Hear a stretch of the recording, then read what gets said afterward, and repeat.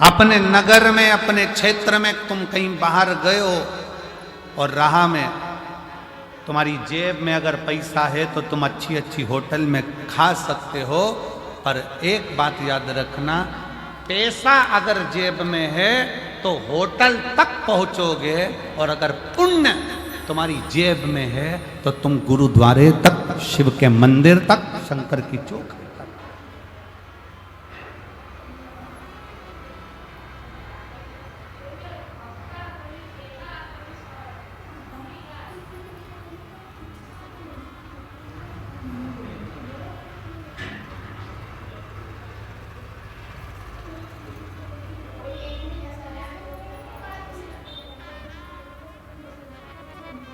जेब में है तो पहुंच। एक बार की बात है, लगभग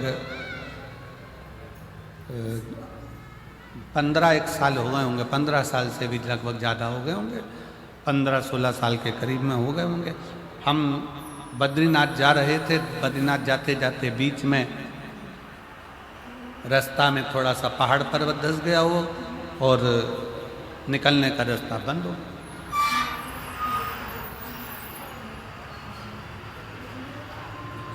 वहीं पंजाब के 2 बेटे, पंजाब के 2 लड़के और मोटरसाइकिल से वो हेमकुंड साहिब जा रहे हैं।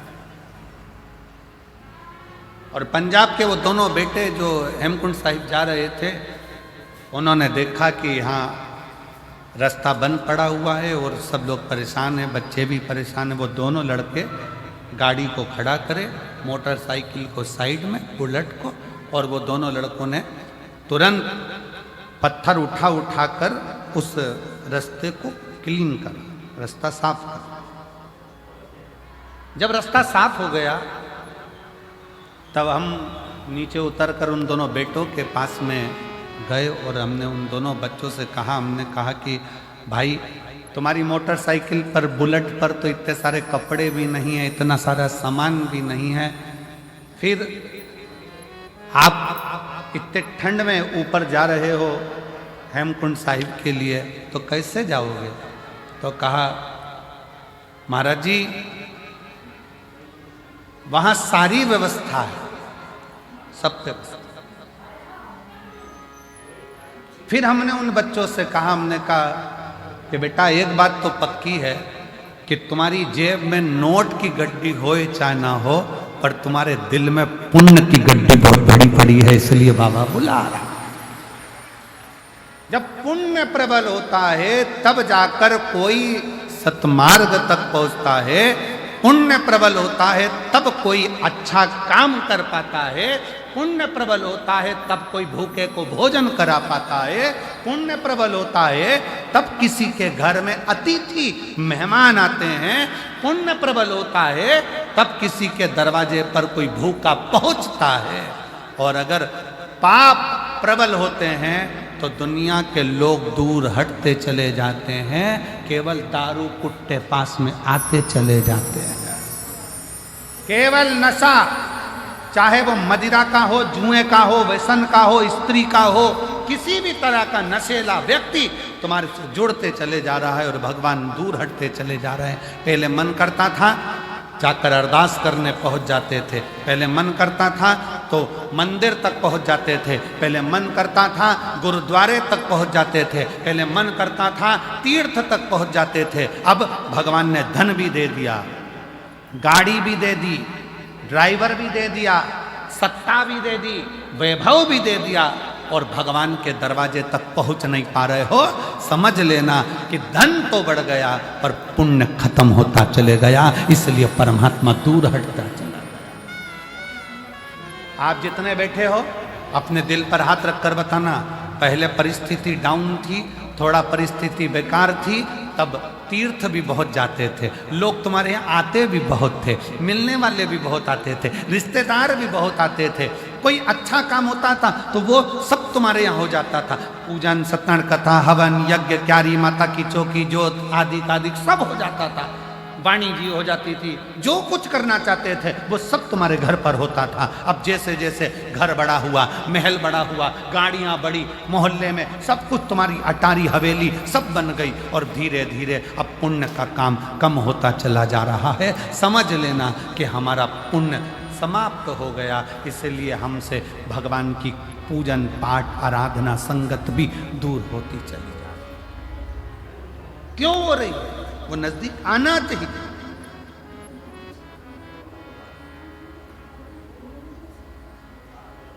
पहले छोटा सा घर था, मेहमान ज्यादा आते थे, घर बड़ा हो गया, मेहमान जाना चालू हो गया, मेहमान नहीं आते। कारण क्या है? घर तो बड़ा हो गया पर दिल बड़ा करना भूल गए, मन बड़ा करना भूल गए।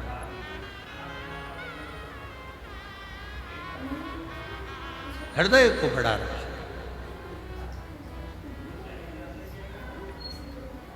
मन को बड़ा रखे, दिल को बड़ा रखे। और जब हृदय बड़ा हो, एक पत्र है देखिए, बड़ा सुंदर,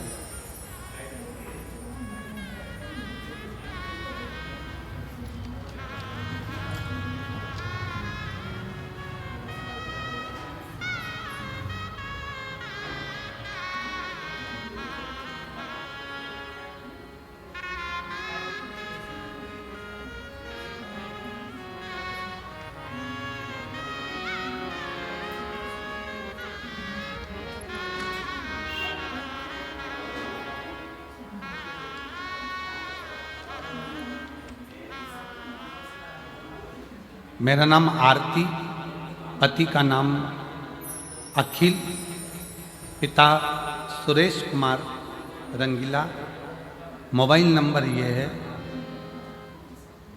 निवासी नूरपुरा ढाणी, तहसील सादुल शहर, जिला गंगानगर, राजस्थान से आए हैं। कहीं बैठी हैं?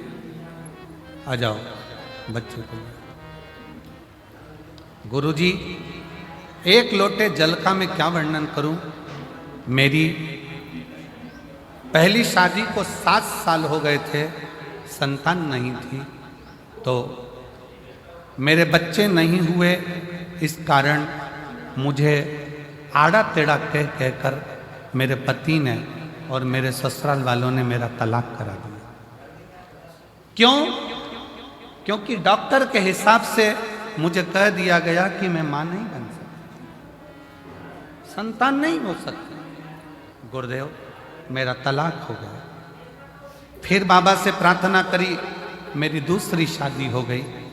दूसरी शादी होने के बाद गुरुजी फिर 6 महीना, 8 महीना, 1 साल, 1.5 साल, 2 साल निकलते गए, पर संतान का सुख नहीं। आखिरी में वापिस जो मेरा दूसरा विवाह हुआ, तो पति को कई लोग कहने लगे कि छोड़ दे इसको। इसके पहले पति ने भी इसको इसलिए छोड़ा क्योंकि इसको औलाद नहीं हुई, तू भी छोड़ दे। तब डॉक्टरों को दिखाया, डॉक्टरों ने तो मना करा, पर आखिरी में उसी हॉस्पिटल में एक दरवाजे पर एक प्यून खड़ा था। उस प्यून के कहने पर मैंने शंकर को मंदिर में जाना प्रारंभ करा, 1 लोटा जल चढ़ाना प्रारंभ करा, और आस्था चैनल पर जो कथा आ रही थी उस कथा को सुनना प्रारंभ करा। फिर मैं 2024 में भटिंडा पंजाब की कथा सुनने के लिए आ गई।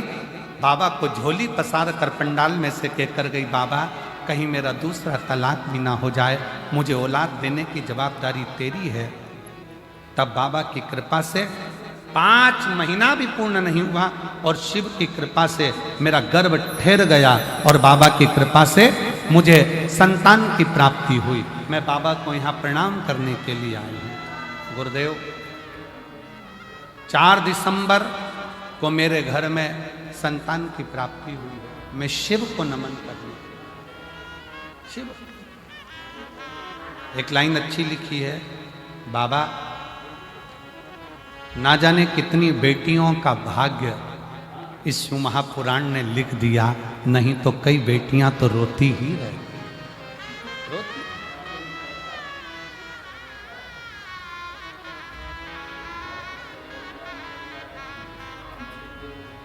फिर निवेदन करूंगा, ना जाने कौन सा पुण्य अमरजीत जी, बबीता भाभी जी को, पदमजीत जी को बहुत बहुत साधुवाद दूंगा। ना जाने कौन सा पुण्य आपका और ना जाने कौन सा पुण्य इस भटिंडा वालों का प्रबल हुआ होगा, जो शिव महापुराण की कथा इस भटिंडा पंजाब में पुण्य है ये।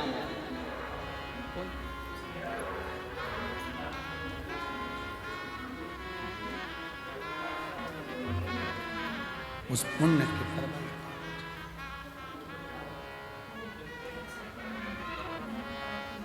जब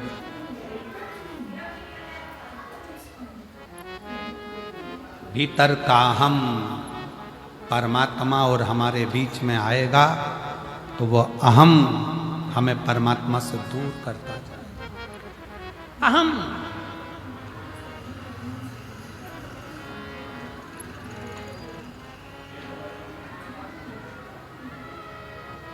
कल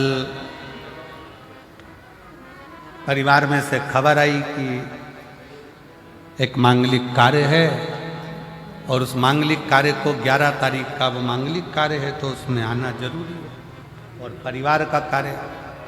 तो हमने अमरजीत जी से कहा कि भैया आशीष को खबर करी कि ये मैसेज अमरजीत जी को दे दो कि कथा जो 7 दिन की है वो कथा 5 दिन में पूर्ण करेंगे, और कथा जो 12 तारीख को पूर्ण होना थी वो 10 तारीख को हम पूर्ण करके 10 तारीख को हमें निकलना पड़ेगा। 11 तारीख और 12 तारीख का 2 दिन का परिवार में कार्य है और बहुत जरूरी है उसमें जाना।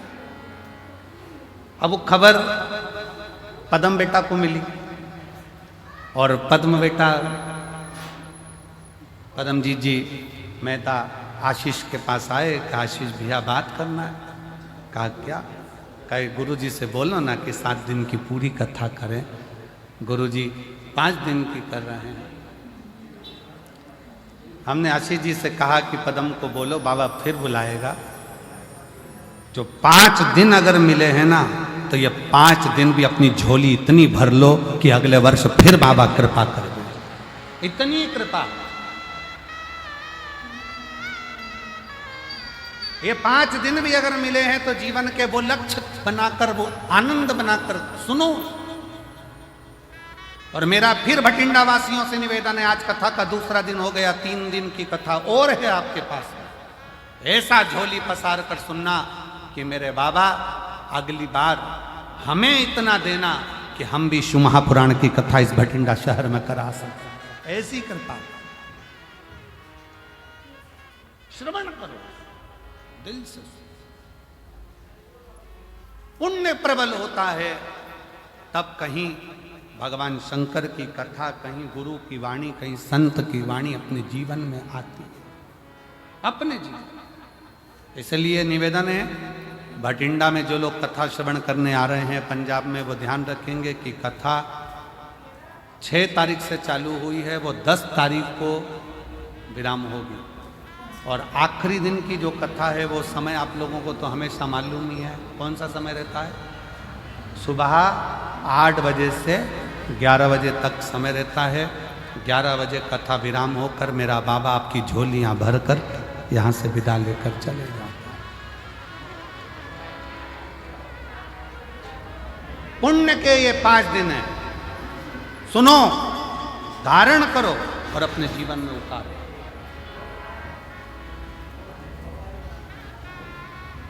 और ये कथा यहाँ पर 10 तारीख को विराम हो जाएगी। फिर कथा, अगली कथा की जो जानकारी है, कई लोग कहे अगली कथा की जानकारी, तो 21 तारीख से 27 मार्च तक, 21 मार्च से 27 मार्च तक जसपुर छत्तीसगढ़ की पावन धरा पर 1 बजे से 4 बजे तक जसपुर छत्तीसगढ़ में शिव महापुराण की कथा 7 दिवसीय होगी। जसपुर वाले, छत्तीसगढ़ वाले को बहुत बहुत बधाई हो। उसके बाद में राजस्थान वालों को बधाई दे रहा हूँ कि 11 तारीख से 17 अप्रैल तक, 11 अप्रैल से 17 अप्रैल तक रतनगढ़ राजस्थान में शिव महापुराण की कथा हो।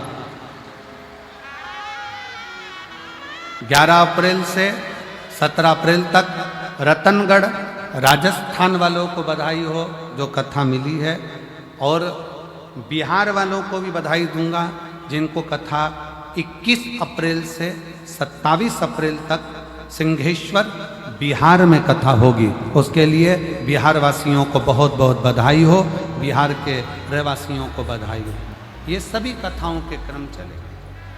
शिव तत्व है, उसको धारण 5 दिन है बठिंडा के पास में, इसको दिल से आनंद से, जितनी सेवा से, जितने भजन से, जितनी भक्ति से श्रवण कर सकते हो और जितने प्रेम से बाबा को पुकार सकते हो पुकार।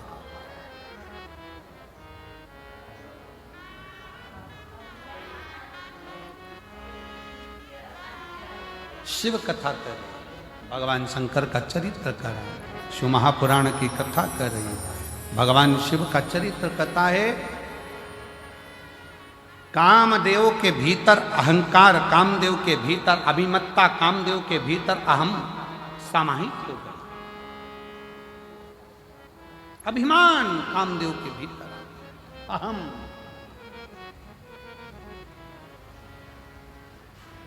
और जब कामदेव के भीतर अभिमत्ता समाहित हुई, अहंकार आया, मेरे शिव भस्म नहीं करते।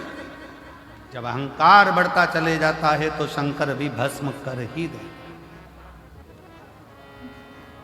एक शिव जी का एक भक्त था जिसका नाम था प्रनद। क्या नाम था? प्रनद। शिव जी का परम भगत था।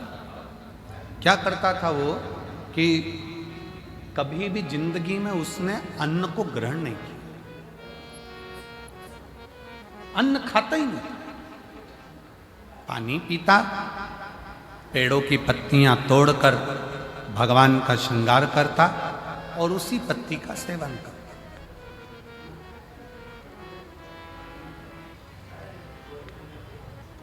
कभी अन्न को उसने छुआ ही नहीं।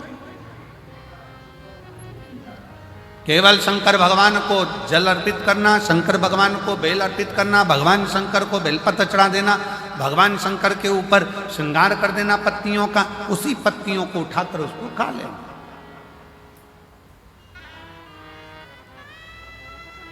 समय निकलता गया। एक दिन प्रणत पत्तियां तोड़ रहा था और डाली पे से नीचे गिरा। नीचे गिरते से हाथ उसका कट गया। कटा तो उसमें से रक्त गिरने की जगह उसमें से पत्तियों का रस टपक रहा। पत्तियों का रस टपक रहा।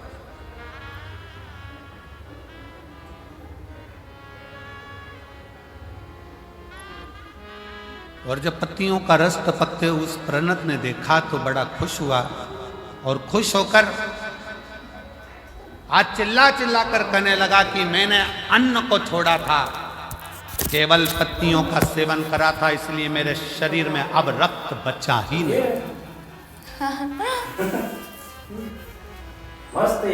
मेरे शरीर में केवल पत्तियों का रस है, उसके सिवाय कुछ। अब जिस शंकर की वो आराधना करता था, जिस शिव की वो आराधना करता था, वो आराधना भी, क्योंकि उसके अंदर रक्त ही खत्म हो गया, वो तो पत्तियों के रस उसके शरीर में से टपक रहा है, तो उसके अंदर अहंकार आ गया, अभिमान आ गया। अभी आपको कथा में कहा था कि माता रानी की चौकी लगाओ, व्रत करो, आराधना करो, तुम कुछ भी करो, तुम्हारी साधना करो, शंकर के मंदिर जाओ, एक लोटा जल चढ़ाओ, चाहे गुरुद्वारे में जाकर सेवा कर रहे हो, चाहे तुम कोई भी सेवा कर रहे हो, चाहे लंगर की सेवा कर रहे हो, चाहे भंडारा कर रहे हो, पानी पिला रहे हो, झाड़ू लगा रहे हो, पोछा लगा रहे हो, पर तुम अपनी सेवा का गुणगान किसी से मत करो। अपने भीतर के अहंकार को अपने अंदर से निकाल कर बाहर फेंक दो। जब अहंकार अपने अंदर से निकल कर बाहर जाएगा तो निश्चित है कि परमात्मा को मिलने में देरी नहीं लगता। परमात्मा को मिलने में देरी नहीं लगती।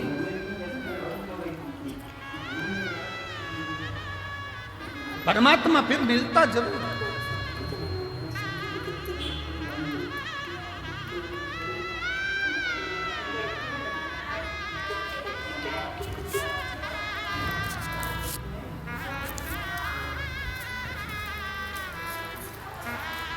शंभो शंभो।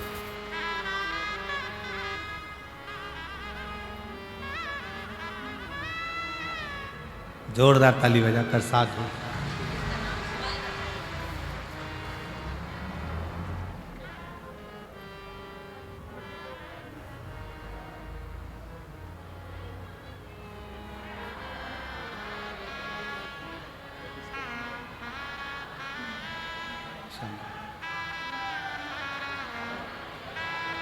शिव कृपा से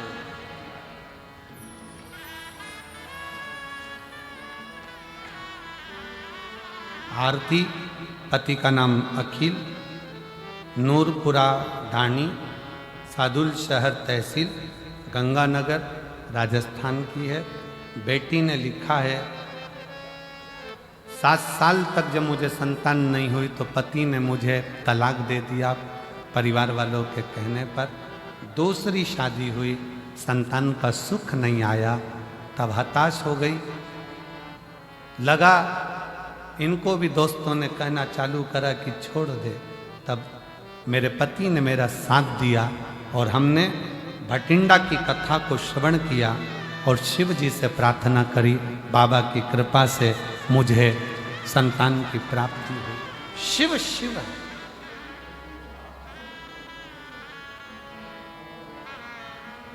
शंकर शंकर, वो देने में देरी नहीं करता। विश्वास प्रबल रखिए, भरोसा प्रबल रखिए। और सबसे मूल है आपका विश्वास। प्रणत भीतर से अहंकार उत्पन्न कर लिया। प्रणत के अंदर अभिमान आ गया कि मैं सब कुछ कर सकता। अब मेरे अंदर शरीर में रक्त नहीं है, अब मेरे शरीर में खून नहीं, मेरे शरीर में जो पत्तियां मैंने खाई है उसका रस है। मैंने खुद अपने शरीर का ऐसा निर्माण कर लिया। अहंकार आ गया, अभिमान।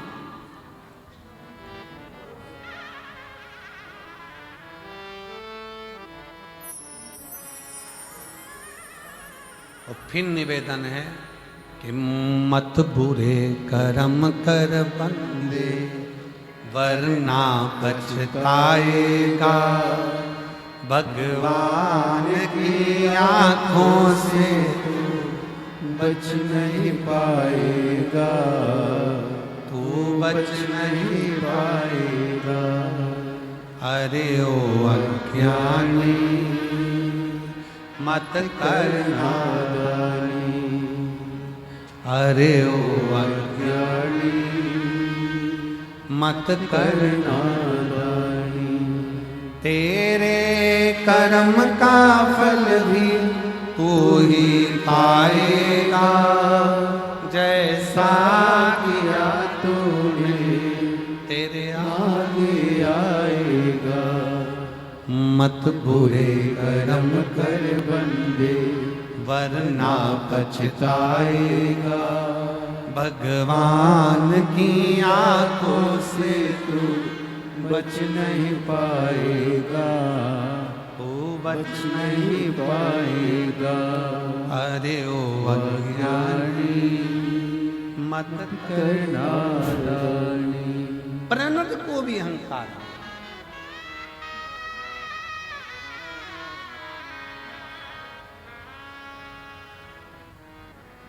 जो भगवान की भक्ति करने वाले हैं, जो भगवान का भजन करने वाले हैं, जो भगवत नाम स्मरण करने वाले हैं, उनसे निवेदन है जितने जितने भगवान के करीब में जाते जाओगे उतना उतना तुम्हारे अंदर कहीं अहंकार ना आता जाए। शिव महापुराण की कथा कहती है रावण ने शिव की भक्ति करी और उसके अंदर थोड़ा थोड़ा अहंकार प्रकट हो गया था। भगवान के नजदीक में जो जाता चले जाता है उसको लगने लगता है कि मैं सब कुछ कर सकता, सब कुछ, और उसको ये अंदाजा नहीं लगता। बैलगाड़ी चलती है, बैलगाड़ी के नीचे जो कुत्ता चलता है ना, देखी कि नहीं देखी बैलगाड़ी? अरे बोलो तो जम के, देखिए ना सामने, बैलगाड़ी के नीचे जो कुत्ता चलता है तो कुत्ता ये सोचता है कि बैलगाड़ी मैं चला रहा, पर कुत्ते को कौन समझाए कि बैलगाड़ी तू नहीं चला रहा, बैलगाड़ी बैल चला। वो तो कुत्ता पीछे रह जाता है, बैलगाड़ी आगे निकल जाती है, तब कुत्ते को समझ में आता है कि बैलगाड़ी तो बैल चला रहा है, मैं तो उसके नीचे चल रहा। उसी तरह दुनिया के लोगों को लगता है कि मैंने करा, मैंने करा, मैंने करा, मैं कर रहा हूं, मैं कर रहा हूं। जिस समय पर काम बिगड़ता है और कोई नहीं आता, तब उस परमात्मा, उस रब के भरोसे पर काम सफल होता है, तब समझ में आता है कि वो कर रहा है, हम तो निमित्त, हम केवल निमित्त हैं।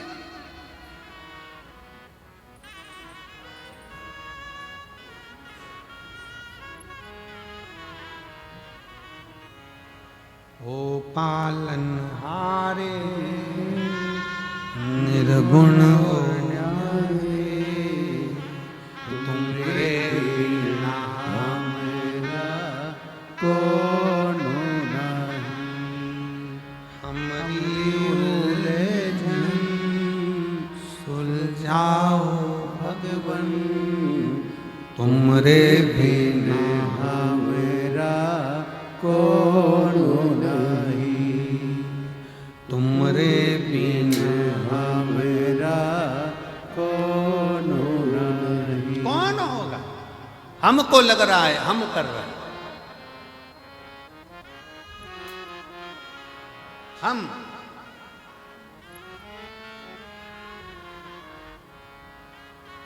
एक दिन एक सेठ जी ने कहा अपने परिवार वालों को देखकर, मेरे परिवार के लोग मुझे कितना प्यार करते हैं।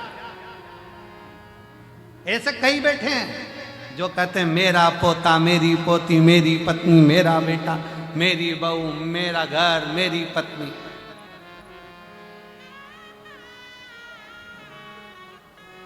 अगर मैं मर गया, मेरे पीछे पूरा परिवार मर जाएगा। जैसे ही सेठ जी कह रहे थे, इतने में उनके गुरु जी आ गए। अब गुरु तो गुरु है, और गुरु जी ने आकर तुरंत उसी समय पर, गुरुदेव ने आकर उसी पल, उसी घड़ी, उसी क्षण आकर कहा, सेठ जी क्या बात है? सेठ जी कह रहे हैं, गुरु जी मेरी पत्नी मुझे बहुत प्रेम करती है, मेरा परिवार मुझे बहुत प्रेम करता है, मेरे पोता पोती, मेरे बच्चे बहुत प्रेम करते हैं, अगर मैं मर गया तो मेरा परिवार पहले मर जाएगा। इतने में गुरु जी बोले, एक सीरियल का थोड़ा सा नाटक, थोड़ा सा टॉपिक हमको भी दिखा दो। एक बार मेरा मन है थोड़ी देर के लिए से चक्कर खा के नीचे गिर जाओ, हमें देखना है तुम्हारे मरने पर तुम्हारी पत्नी मरती कि नहीं मरती, तुम्हारे बच्चे मरते कि नहीं मरते। सेठ जी बोले, पागल हो गए गुरु जी, ऐसा कोई मरता है क्या? गुरु जी ने कहा, बस मेरा निवेदन है तुम मरो, मुझे देखना है क्या। और अगर मैं लुढ़क कर नीचे गिरा और मेरे परिवार को कुछ हो गया तो गुरु जी बोले, उसकी गारंटी मेरी, तुम मरो तो सही। अब इतने में सेठ जी बोले, ऐसे कोई मरता है? गुरु जी बोले, बस तुम तो ऐसे चक्कर खा के नीचे गिर जाओ, मैं डॉक्टर को बुलवाऊंगा, उसको कह दूंगा, डॉक्टर साहब तुम तो कह दो मर गया, और डॉक्टर को भी बाजू में रखूंगा, तुम चिंता मत करो, बस तुम तो देखना कि तुम्हारी पत्नी और बच्चे मर गए मेरे पत्नी बच्चे मेरे चक्कर में, तो वो मैं सब कर लूंगा, तुम मरो। सेठ जी ने चक्कर खा के नीचे गिर गए, डॉक्टर को बुलाया, डॉक्टर साहब ने कहा, सेठ जी के प्राण चले गए हैं, सेठ जी के प्राण छूट गए, वो मर गए। पत्नी धाड़ कर रोई, बच्चे धाड़ कर रोए, नई नई डिजाइन में रोए, खूब रोए। अब कोई मरता है तो लोग नई नई डिजाइन में रोते कि नहीं रोते? एक सास मर गई तो बहू रो रही थी, अरे अम्मा तुम मुझे छोड़ के चली गई, अरे अम्मा तुम मुझे छोड़ के चली गई, तुम मुझे छोड़कर माँ चली गई। पति बाजू में आकर बोला, चुपचाप रे। फिर रोई, अरे मम्मी मुझे भी साथ ले जाती। इतने में पति बोला, 4 व्हीलर लेके नहीं गई, चुप खूब रो। अब पत्नी रोई खूब चिल्ला चिल्ला कर। गुरुजी ने पूछा क्या हो गया? पत्नी बोली सेठ जी मुझे छोड़कर चले गए, गुरुजी मुझे छोड़कर चले गए, मुझसे बोलते तो सरी, मेरा क्या होगा सेठ जी, चले गए। इतने में गुरुजी बोले चिंता मत कर, मेरे पास में एक पुड़िया रखी है, ले, इस पुड़िया में एक भभूति है, वो भभूति तू खाएगी, तू खाएगी मर जाएगी, पति जिंदा हो जाएगा। इतने में पत्नी रोती रोती बोली वो तो कह रहे थे अब तुझे ही संभालना, तुझे।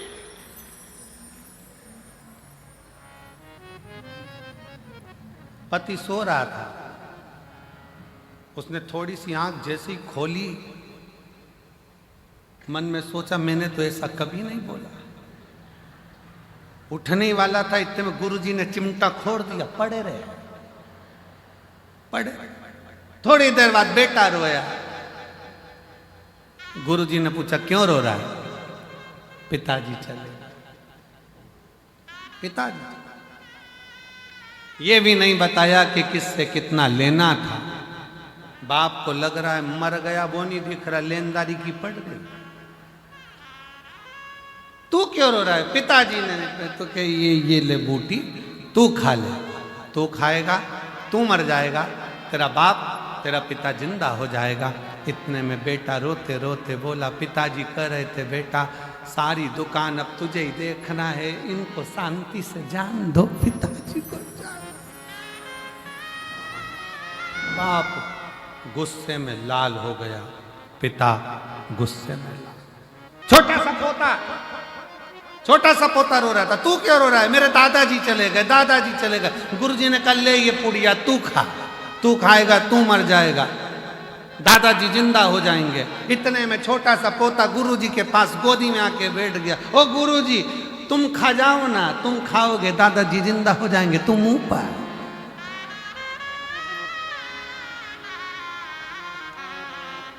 कौन है वावारी दुनिया, मतलब की दुनिया में किसी का कोई नहीं। कौन किसका?